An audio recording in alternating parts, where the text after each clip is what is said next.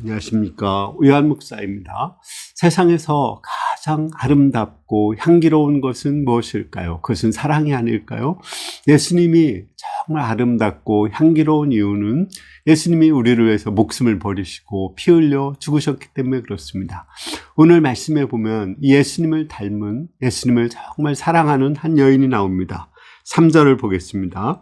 마리아는 지극히 비싼 향유 곧 순전한 나드 한 그릇을 가져다가 예수의 발에 붓고 자기 머리털로 그의 발을 닦으니 향유 냄새가 집에 가득하더라. 마리아는 정말 예수님을 사랑해서 자기가 가장 아끼는 비싼 향유를 예수님께 부어드렸습니다. 그리고 머리털로 발을 닦아드렸어요. 그때 향유가 온 세상에 가득하고 복음이 전파되는 곳마다 그 향유가 퍼져나가게 되었습니다. 오늘 말씀을 통해서 우리도 예수님을 정말 사랑해서 우리의 향기가 온 세상에 자손 대대로 퍼져나갈 수 있기를 기도합니다. 1절에서 2절을 보겠습니다. 6월절 엿새 전에 예수께서 베다니에 이르시니 이곳은 예수께서 죽은 자 가운데서 살리신 나사로가 있는 곳이라. 거기서 예수를 위하여 잔치할 때 마르다는 일을 하고 나사로는 예수와 함께 앉은 자 중에 있더라. 때는 6월절 엿새 전인데 예수님이 돌아가시기 엿새 전입니다. 장소는 베단인데 예수님이 예루살렘에서 돌아가는데 베다니가 예루살렘에서 한 5리쯤 되는 곳입니다. 예수님은 시간적으로 공간적으로 죽음을 향해서 한 발짝씩 나가고 있었습니다. 이러한 예수님을 위해서 잔치를 하는 사람이 있었습니다. 예수님이 자기가 살리신 그 나사로의 집을 방문하셨습니다. 제자들도 함께 갔겠죠. 또 예수님과 나사로를 보려고 동네 사람들이 모여들었습니다. 적어도 30명 이상은 되었을 것입니다. 그때 마리아와 마르다는 예수님을 위해서 잔치를 했습니다. 특별히 마르다는 그 음식을 만드는 은사가 있었기 때문에 예수님을 위해서 열심히 음식을 만들어서 섬기고자 했습니다. 여기서 우리가 주의해야 될 것은 그 나사로를 위해서 잔치를 하지 않고 예수님을 위해서 잔치를 했다는 것입니다. 예수님께서 나사로를 죽었다가 살렸으면 여러분들은 누구를 위해 잔치를 하겠습니까? 당연히 나사로가 아닐까요? 그 나사로가 다시 살아나는 것을 축하하고 또 그것이 감사해서 잔치를 했을 것입니다. 그런데 마리아와 마르다는 예수님을 위해서 잔치를 했습니다. 그때의 주인공은 예수님이지. 예수님이 나사로를 살리신 거지 나사로가 주인공이 아닙니다. 나사로 뒤에 있는 예수님을 보고 잔치했다는 것이 너무나 멋집니다. 우리가 생일날 태어난 그 생일을 맞이한 사람을 위해 대부분 잔치하죠. 그러나 정말 그 한 생명이 태어날 때까지 해산의 수고를 한 어머니, 똥오줌 가려내며 키워주신 부모님, 또 자립할 때까지 돌봐주신 그 주위에 수많은 사람들이 있습니다. 그들을 위해서 잔치하는 것이 옳을 것입니다. 실제 우리 할머니가 생일을 맞이하면 자기에게 은혜를 베푸신 동네 사람들을 다 초청해서 잔치하는 것을 보았습니다. 또 저는 그것을 동네 사람들에게 알려서 초청하는 일을 했었습니다. 이번 성탄절이 다가오죠. 성탄절에 우리는 서로 선물을 주고받습니다. 잘하는 거죠. 그러나 더 중요한 건 성탄절의 주인공은 예수님이십니다. 우리 천안 UBF는 성탄절에 예수님을 위해서 케이크를 다루고 또 노래를 불러드리죠. 그처럼 정말 예수님을 위해서 헌신하고 희생하고 사랑하고 또 물질을 드리고 그것을 가난한 사람들을 돕는 것, 이것이 UBF 전통인데 너무나 아름다운 것입니다. 3절을 보겠습니다. 마리아는 지극히 비싼 향유 곧 순전한 나드 한 근을 가져다가 예수의 발에 붓고 자기 머리털로 그의 발을 닦으니 향유 냄새가 집에 가득하더라. 우리 마리아는 그 예수님을 정말 사랑했지만 음식 솜씨는 없었던 것 같아요. 그래서 예수님을 위해서 무엇을 드릴까? 사랑을 어떻게 표현할까 고민하다가 그 아주 지극히 비싼 향유, 그것이 생각이 났습니다. 뒤에 보면 그것은 300데나리온으로 지금으로 하면은 적어도 3, 4천만 원 정도 되는 큰 돈입니다. 그것을 가지고 와서 예수님의 발에 붓고 향유를 발을 씻어드리고 또 머리털로 고기를 닦아드렸습니다. 그것이 마리아가 예수님을 향한 사랑의 표현이었습니다. 그때 향기가 집안에 가득하게 되었다고 말했습니다. 마리아의 이 헌신은 예수님의 헌신을 닮은 것입니다. 예수님은 우리를 사랑하셔서 자기의 생명을 깨트려서 피를 흘려주셨습니다. 예수님의 향기가 그때 온 지구에 퍼져갔고 지금까지도 퍼져오고 있습니다. 예수님의 그 향기를 맡은 사람들은 죽은 자들이 살아나게 되고 새 생명을 얻게 되었습니다. 그 예수님은 너무나 아름답습니다. 이 복음이 전파되는 곳마다 마리아도 함께 전파되고 또 마리아의 그 향기가 우리에게 감동을 주고 있습니다. 사실 예수님은 십자가를 앞두고 심히 고민하여 죽게 되었다고 했습니다. 심히 놀라시고 슬퍼하셨다고 했어요.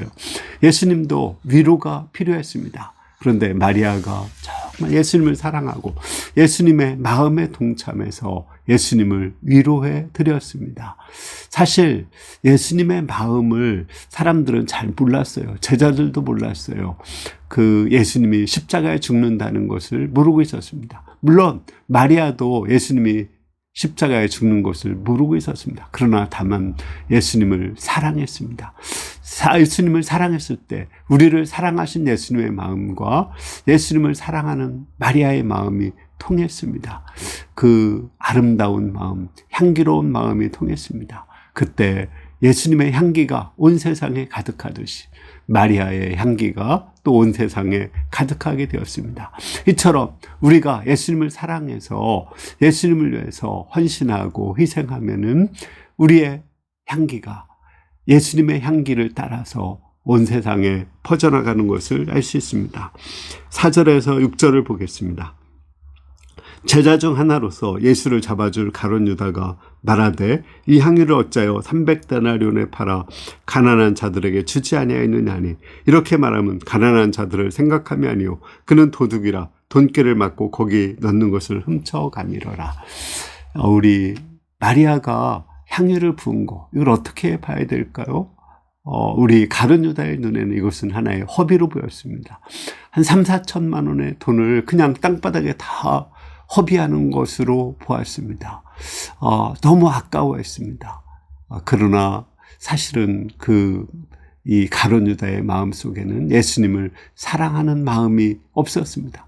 그의 말은 되게 맞는 것처럼 보이지만 사랑이 없었습니다.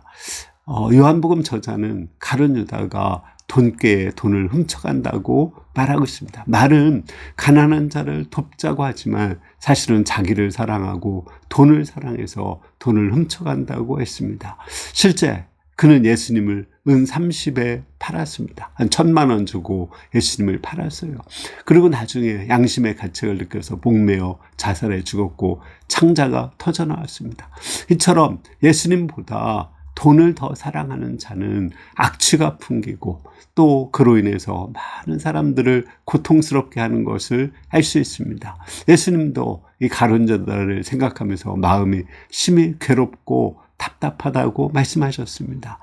말세가 되면 우리가 정말 예수님을 사랑하고 하나님을 사랑하기보다 더 사랑하는 것이 있다고 그래요. 그것이 첫째는 돈이라고 합니다. 사람들은 돈을 사랑해요. 돈은 물론 편리와 풍요를 줍니다. 그러나 돈을 사랑하다 보면 돈의 노예가 되고 그를 통해서 여러 가지 죄악을 지을 수밖에 없습니다. 결국은 돈으로 인해서 가룟 유다처럼 망할 수밖에 없습니다. 또 마지막에 되면은 우리가 하나님보다도 자기를 더 사랑한다고 합니다. 자기를 사랑하고 자기 이름을 내고자 합니다. 자기 자존심이 상하면 예수님도 주위 사람도 보이지 않고 혈기를 냅니다. 우리가 물론 자기를 사랑해야 되지만 예수님 안에서 사랑해야 됩니다. 자기보다 예수님을 더 사랑해야 돼요. 그러면 예수님께서 우리에게 명예도 주십니다. 그러나 예수님보다 자기를 더 사랑하다 보면은 아주 이기적이 되고 혈기를 부리고 결국은 하나님 나라에 들어가지 못하게 됩니다. 세 번째로 예수님보다 우리가 쾌락을 더 사랑하기 쉽습니다. 또 재미를 더 사랑하는 거죠. 요즘에 게임 같은 거 많이 해서 아주 재미있어 하고 또는 이렇게 사람들이 쾌락을 너무 사랑하다 보니까 마약을 하는 경우도 있습니다. 이것은 사람들을 파멸시키죠. 물론 우리에게 적당한 재미가 있고 즐거움이 있어서 스트레스를 해소하는 것은 필요합니다. 그러나 예수님보다 이 쾌락을 더 사랑하다 보면은 마치 마약에 중독되는 것처럼 우리 영혼이 죽어갈 수밖에 없습니다. 그러나 우리가 이러한 모든 것보다도 예수님을 더 사랑하면 우리 안에 생명이 있고 또 우리를 통해서 많은 생명들이 살아나는 것을 알 수 있습니다. 7절과 8절을 보십시오. 예수께서 이르시되 그를 가만두어 나의 장래할 날을 위하여 그것을 간직하게 하라. 가난한 자들은 항상 너희와 함께 있거니와 나는 항상 있지 아니하리라 하시니라. 가룟 유다는 여인의 그 사랑에서 향유를 부은 것을 허비로 봤지만 예수님은 허비로 보지 않았습니다. 장례를 준비한 것으로 봤어요. 그 장례를 준비했다는 것은 뭐냐면 예수님이 죽을 때 시체에 향유를 발라드려야 되는데 예수님은 금요일 날 3시쯤에 돌아가셨고 바로 해가 졌기 때문에 무덤에 들어가고 또 향유를 미리 준비하지 않았기 때문에 발라드릴 수가 없었습니다. 안식일 날이 지나고 이제 주일이 왔을 때 3명의 여자들이 예수님께 향유를 부어드리려고 새벽에 갔습니다. 그러나 예수님은 부활하셨기 때문에 예수님의 시체에 향유를 부어드릴 수가 없었습니다. 그런데 이 마리아가 미리 이것을 알고 향유를 부어드린 것으로 예수님은 받아주셨습니다. 이렇게 예수님을 사랑하고 우리가 예수님께 헌신하면은 예수님은 그것을 받으시고 예수님의 그 장례를 예비하는 것, 구원 역사, 십자가에 아주 귀하게 사용해 주셨습니다. 그리고 다른 복음서 보면은 복음이 전파되는 곳마다 마리아를 기억하게 될 것이라고 말씀하셨습니다. 우리가 주님을 위해서 헌신했을 때 결과나 열매가 없을 수 있습니다. 허비하는 것처럼 보일 수 있습니다. 그러나 우리 주님은 우리의 헌신을 다 받으시고 그것을 하나님 나라 역사에 귀하게 쓰십니다. 우리의 수고가 조금도 헛되지 않습니다. 사도 바울은 주 안에서 너희 수고가 헛되지 않은 줄을 안다고 고린도전서 15장에서 말씀했습니다. 그러므로 우리는 자신 있게 주님을 사랑하고 헌신할 수가 있습니다. 그러면 우리를 통해서 예수님의 십자가의 그 피를 통해서 구원 역사가 일어났듯이 우리를 통해서 하나님이 생명의 구원 역사를 이루어 주십니다. 결론적으로 오늘 요절 말씀을 다시 한번 읽어보겠습니다. 마리아는 지극히 비싼 향유 곧 순전한 낫 한 근을 가져다가 예수의 발에 붓고 자기 머리털로 그의 발을 닦으니 향유 냄새가 집에 가득하더라. 자, 여러분들 아름다운 삶을 살고 싶죠? 내가 가는 곳마다 향기를 내고 싶죠? 악취를 내고 싶지 않죠? 그 차이가 뭘까요? 자기를 사랑하고 돈을 사랑하고 쾌락을 사랑하면 나를 통해서 악취가 납니다. 그러나 예수님을 사랑하고 하나님을 사랑하고 예수님의 양떼를 사랑할 때 우리에게서 향기가 납니다. 우리가 생명을 살리는 역사에 쓰임받을 수가 있습니다. 뿐만 아니라 하나님께서는 자신을 사랑하는 자에게 천대까지 은혜를 주신다고 말씀하셨습니다. 나만 축복해 주시는 것이 아니라 우리의 후손들까지도 축복해 주십니다. 우리가 주님을 사랑하고 헌신할 때 하나님께서 이거를 받으시고 대대손손이 축복해 주시고 또 우리의 향기가 대대손손이 온 세계에 퍼져나가게 도우십니다. 여러분들이 주님을 사랑해서 가장 귀하고 아끼는 것을 주님께 아낌없이 부어드리는 가운데 우리의 향기가 온 세상에 또 자자손손이 퍼져나가게 될 수 있기를 기도합니다. 기도하겠습니다. 은혜로우신 주님, 하나님께서 우리 예수님 보내시고 십자가에서 그 몸을 깨트려 피를 흘려주시고 또 우리에게 생명을 살려주신 은혜를 인해서 감사와 찬송을 드립니다. 이 사랑을 받은 우리가 주님께 사랑을 드리게 도와주시고 그를 통해서 우리를 통해서도 향기가 온 세상에 퍼져나가고 아름다운 인생을 살게 도와주시기를 기도합니다. 감사합니다. 예수님의 이름으로 기도합니다. 아멘. 우리 두 가지 인생이 있죠. 이렇게 향기 나는 인생, 악취 나는 인생, 아름다운 인생, 추한 인생. 우리는 향기 나고 아름다운 인생 살고 싶죠. 그것은 바로 예수님을 사랑하는 것입니다. 예수님의 사랑을 깨닫고 예수님을 사랑할 때 우리는 향기나고 아름다운 인생을 살게 될 것을 믿습니다. 감사합니다.